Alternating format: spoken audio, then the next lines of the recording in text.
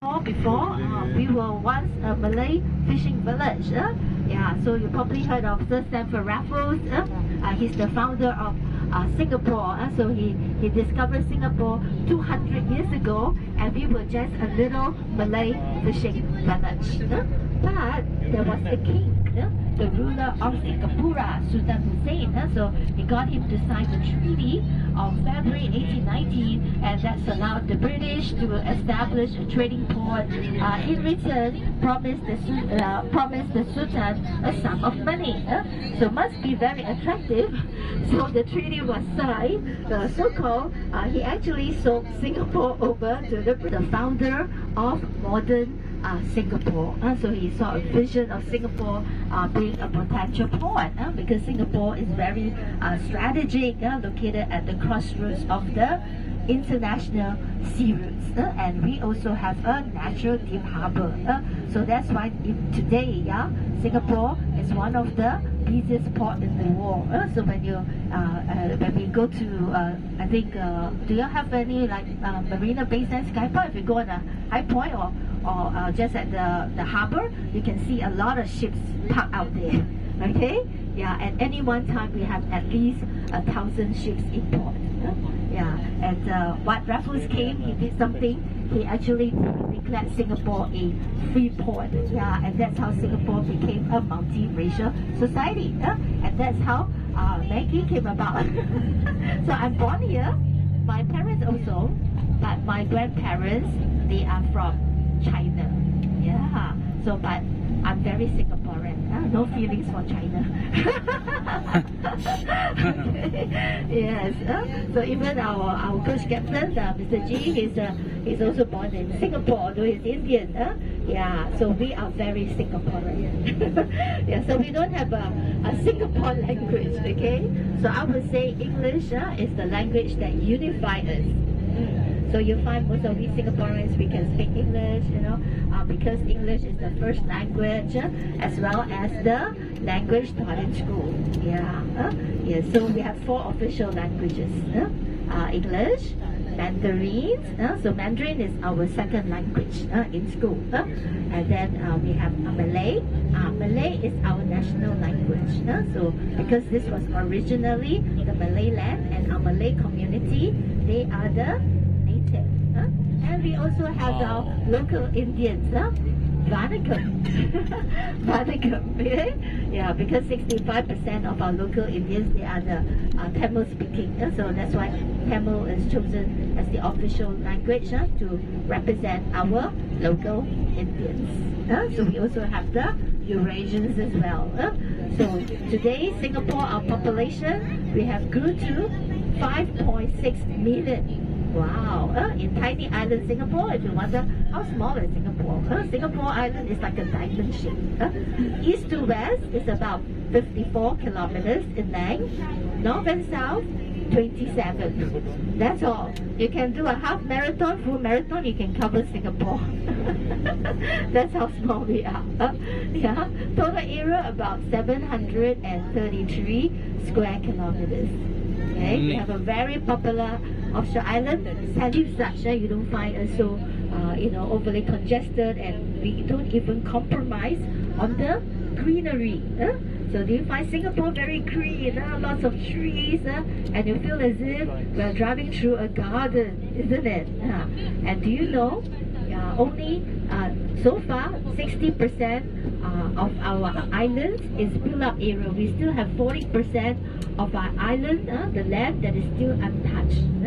So we have proper city plans. We always plan our city 10, 20, and even 30 years ahead of time.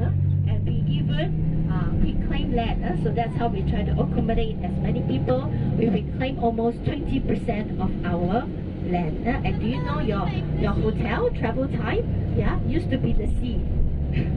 Where your hotel stand used to be the sea, because in front of the hotel is what we call the beach road, but there wasn't any beach, isn't it?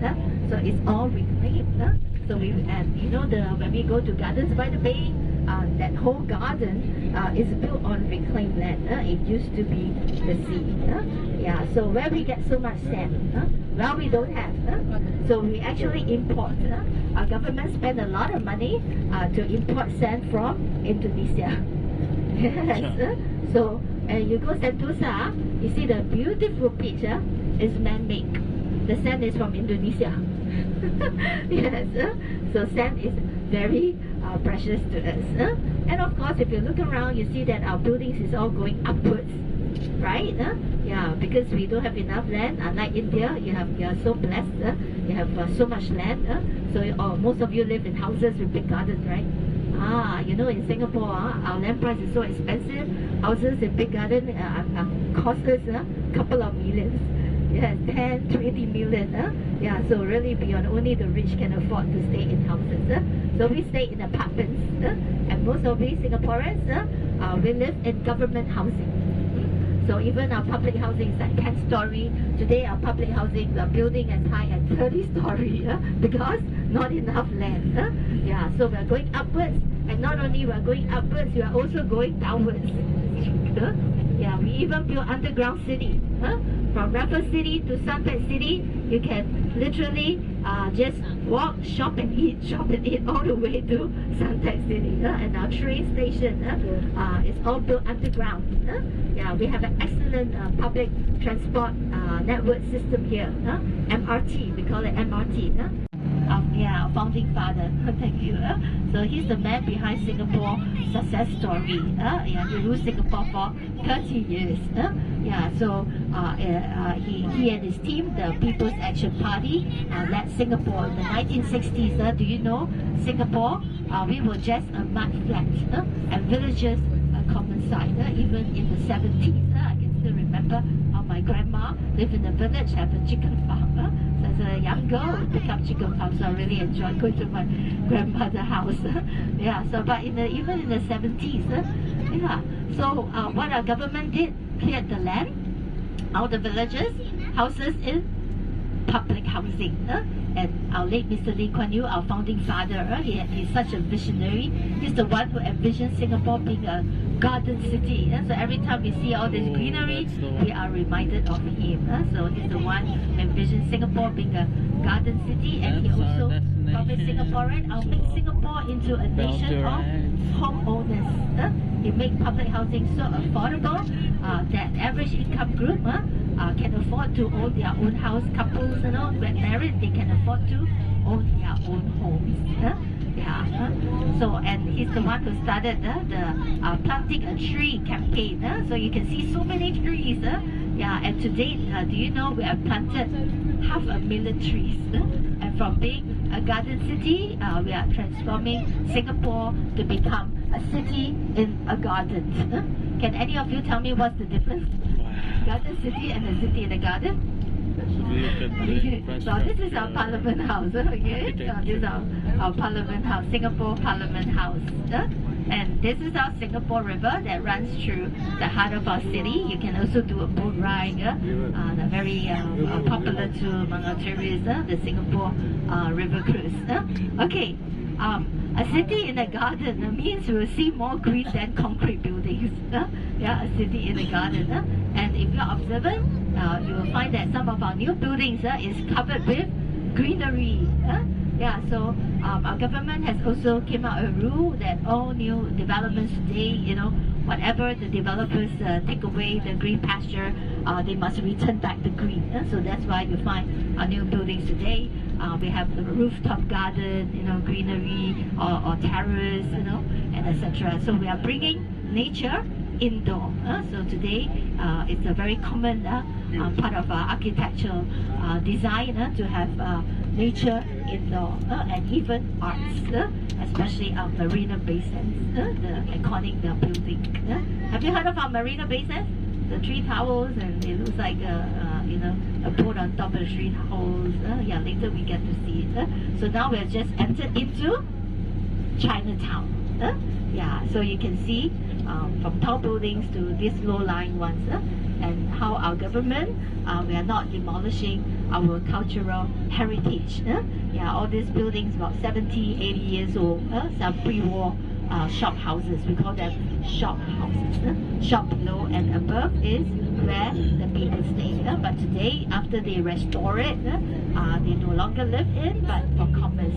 Using at restaurants, or pubs, and etc. For commerce. And you can also see that in this area, you see more Chinese character, isn't it? The Chinese words. Yeah. So you know that this is a Chinese area, Chinatown. Well, over to your right hand side, this park is called the Hong Lim Park. It's very unique. This is the only place that Singaporeans get to protest, voice out our unhappiness with the government's policies. Yeah, and do you know why this is the area? Because there is the police station. Yes, so even for us to protest, we have to apply, and then if you are funny, create unnecessary problems, then the police will come and handcuff us. So we can have only friendly protest. So much for being a democratic society. Yeah, and do you know Singaporeans, we are not allowed to go on strikes. Yeah, our government put us behind in Singapore. So Singaporeans are pretty law-abiding citizens, and there's a fear of our government. Yeah. So, but our late Mr. Lee Kuan Yew always tells Singaporeans, if you go on strike, you will have no job. Then you won't be able to bring food on the table for your family. So you think for yourself. Yeah, because Singapore, we are really very dependent on foreign investors. Yes, so you need a payment, so only $1. Okay, so here, this is the shopping area of Chinatown. You can see on the right, there's a Hindu temple, the Sri Mariamman temple, dates back 1827, so you can consider one of the oldest Hindu temple. And then, yeah, you can see a lot of the shops. Okay, so we're gonna stop here. Yeah, I think some of you want to go drop by the Buddha Tuva, the temple. We will stop here for a good half an hour, okay? Yeah? If you want to look at the shops, you want to shop, you can, but just watch your time. Don't get so carried away and then I know you come back to the bus late, then we won't be able to wait for you. Because after this, we will go to Gardens by the Bay, okay? We have a bit more time there. So now it's 5 o'clock now. We'll meet back at the bus 5:30. Yeah. So you can come with me. I'll just bring you and show you our marketplace, and then the temple. Those of you want, you can go ahead. Yeah. And then something interesting to tell you. You see this apartment block here. Do you know this is where the lowest income group of Singaporeans live? You will see a lot of single old folks that live here. Yeah. But no matter how poor, our government promised us a roof over our head, isn't it? Huh? Okay, so like she said, we will be spending half an hour over here. Please don't delay it, because I believe, and when we go to the Gardens by the Bay, you would want to spend more time over here. Okay? And again, there is another bus. That's the Buddha too. Okay, Buddha too there. Okay. And then I'll try to find whether there's a morning paper and wait for the paper. So everybody must be back at 5:20. Yeah. So that you can have 1.5 hours at the garden. Okay. Yeah. 5:20. 5:20. So you can have 1.5 hours at the garden.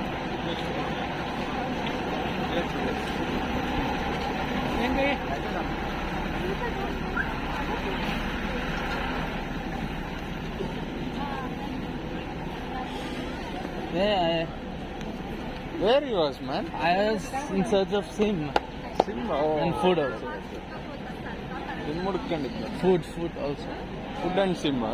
We called you to go for food. I didn't have no name, Not bro. see you. And Sim will get activated.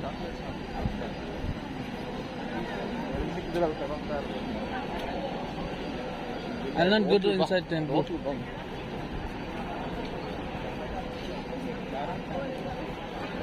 This is what? Wow, what a beautiful view, huh? Wow, this is city. I mean, city. This defines city.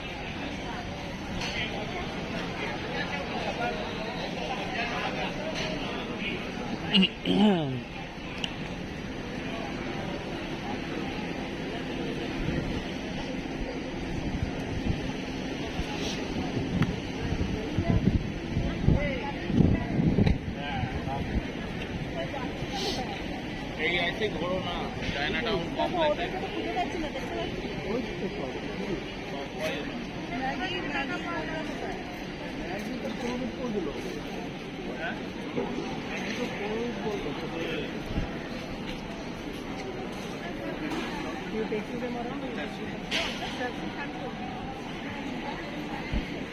we call it. So this is also one of the highlights design. And the design of Gardens by the Bay is inspired by the show Avatar. Yeah, I think y'all call the Vrata. What y'all call it? Why is only this building Avatar, what famous? you call? Avatar.